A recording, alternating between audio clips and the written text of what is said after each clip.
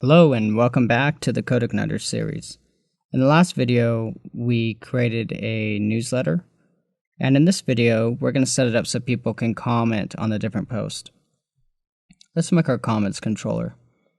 We're going to make a function called add comment. We want to have a post ID variable. We're going to say if nothing got posted, then we're just going to redirect. Let's bring them to that post ID. Let's also make sure that they're logged in. I went ahead and used code from a previous video. I just made it so that if there isn't a user type in the session, then we need to redirect them to the login page. Then we're going to load the comment model and create a data array. We're going to add the post ID, the user ID, and lastly the comment. We're going to say this comment, add comment. Let's add the data, and then let's redirect them back to that page. So there we have it. Let's also look at how I set this table up. You can see it's a simple table. I just have a comment ID, post ID, user ID, the comment, and the date that it was posted. Next, we need to create the model. We're going to do two functions. First, let's go ahead and add our add comment. This one's very simple. We're just inserting in the database. The second, we're going to grab the comments. And so this one's a little trickier, but it's still pretty simple. We're doing our selector, and I want to grab everything from comments and the actual username, because we only have the user ID in the comments table. Then I'm going to do a join. So users.userid equals comments.userid. And I want to do a left join. Then we add a where. So make sure it's the correct post.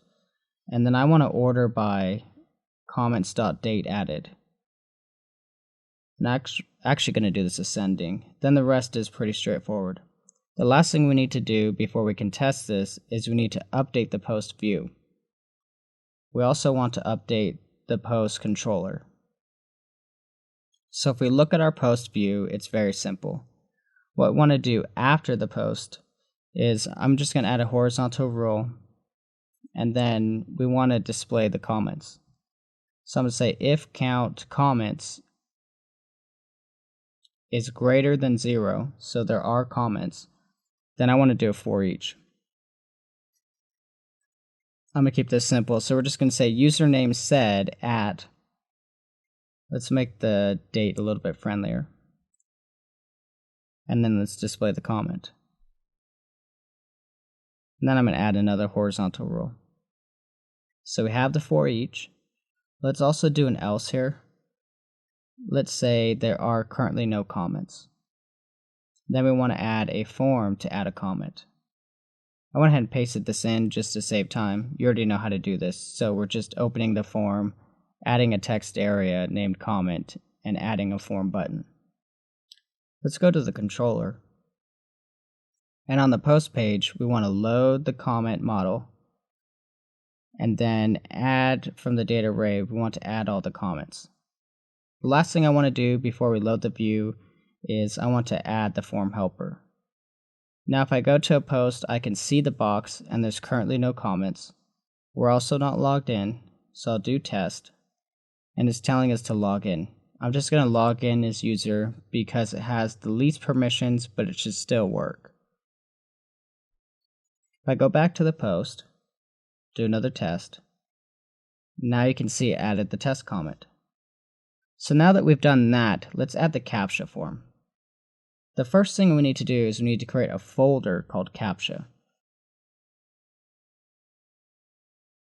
After we've done that, let's go back to the post controller. We're going to take advantage of a captcha helper. Let's load the helper, and we're going to add some values to this. So do vals equals array. We'll do image path, and that's a captcha folder that we just added. You want to make sure there's a trailing slash, image URL, and those are the only two that are required. But I'm going to add a width. I'm going to make it 150, and I'm going to do a height of 30. Then we'll say cap equals create captcha with the vals that we just did. and then I want to save the captcha value into a session. So we're setting captcha, and in the cap array, there is something called word, and that's the word that's being saved. There's also one that says image, and that's the actual image. Now if we go back to our post view, we want to add a captcha. So I'm just going to output captcha, and then we're going to create an input box.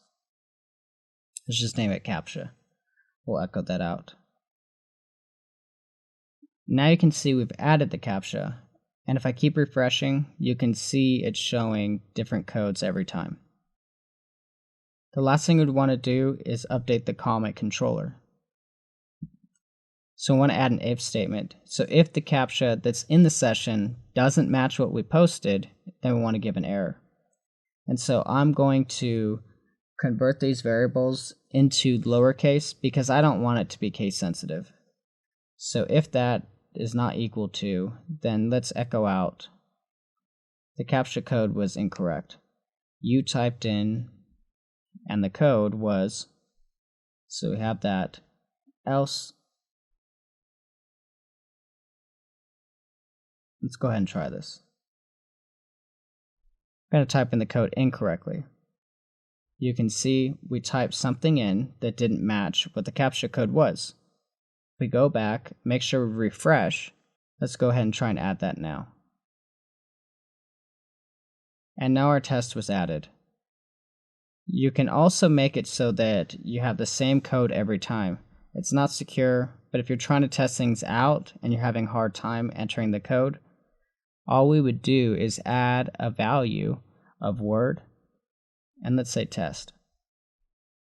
Now every time I reload this, it has tests there every single time.